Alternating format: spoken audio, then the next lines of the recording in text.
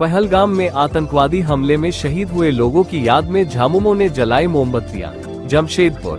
पहलगाम में आतंकवादी हमले में शहीद हुए लोगों की याद हर तरफ मनाई जा रही है।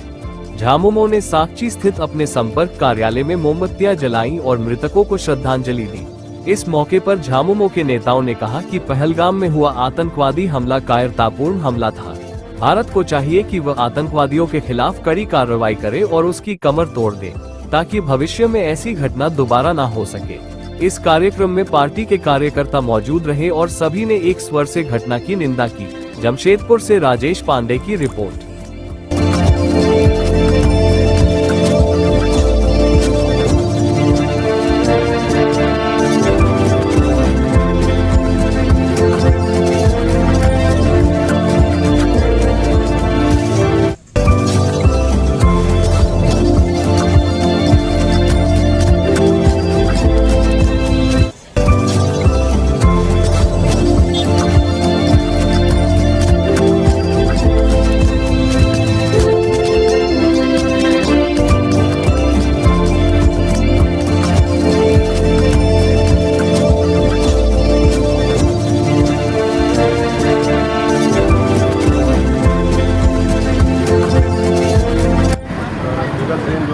आतंकवादी द्वारा जो हत्या हुआ पर्यटन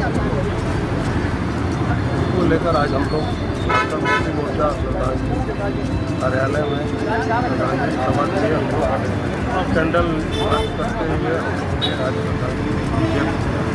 हम कहना चाहेंगे कि वहाँ जिस तरह का इतना पर्यटन कम से कम 2000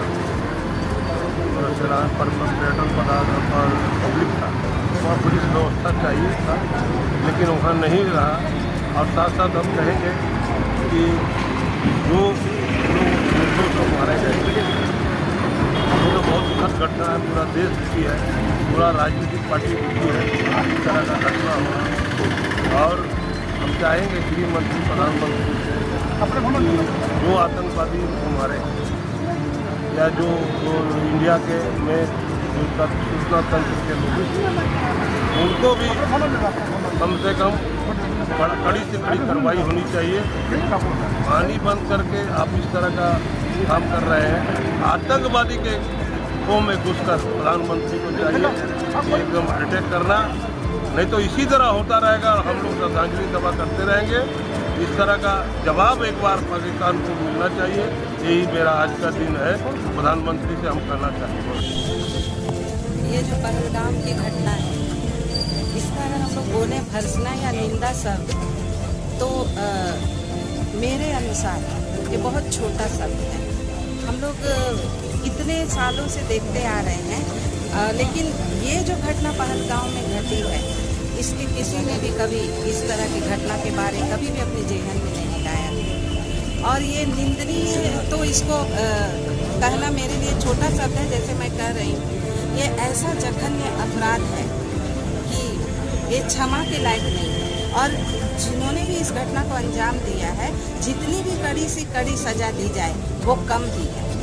क्योंकि देखिए, लोग जाते हैं अपने परिवार के साथ, जाते हैं वहाँ घूमने जाते हैं, और बहुत दिनों से वे अपने बाल बच्चों के साथ एक प्लानिंग करते हैं कि अब छुट्टी मिलेगी, अब ये होगा तो हम अपने परिवार के साथ वहाँ जाएंगे।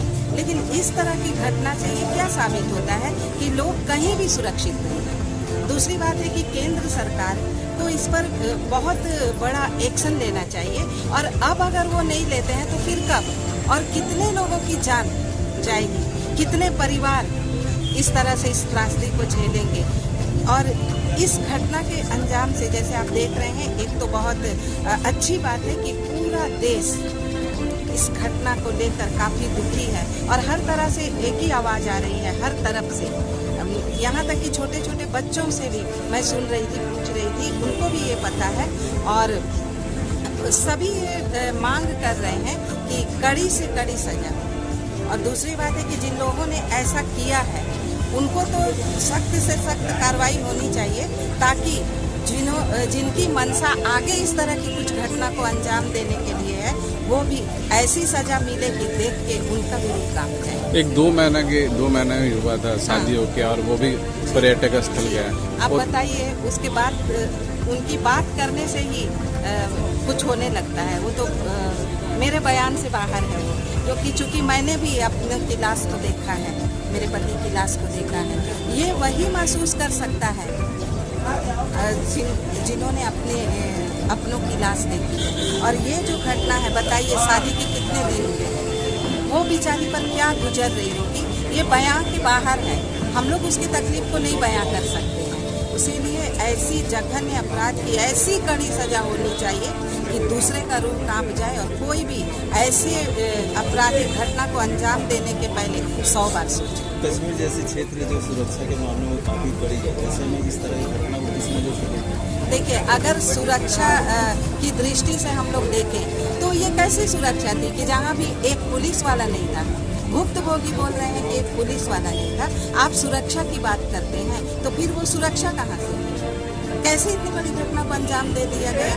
अगर सुरक्षा व्यवस्था रहती तो 1.5 घंटे बाद पुलिस नहीं आती वहाँ पर, तुरंत वो देखते। और जब सैलानी वहाँ जाते हैं तब तो वहाँ और बेहतर से बेहतर व्यवस्था होनी चाहिए थी।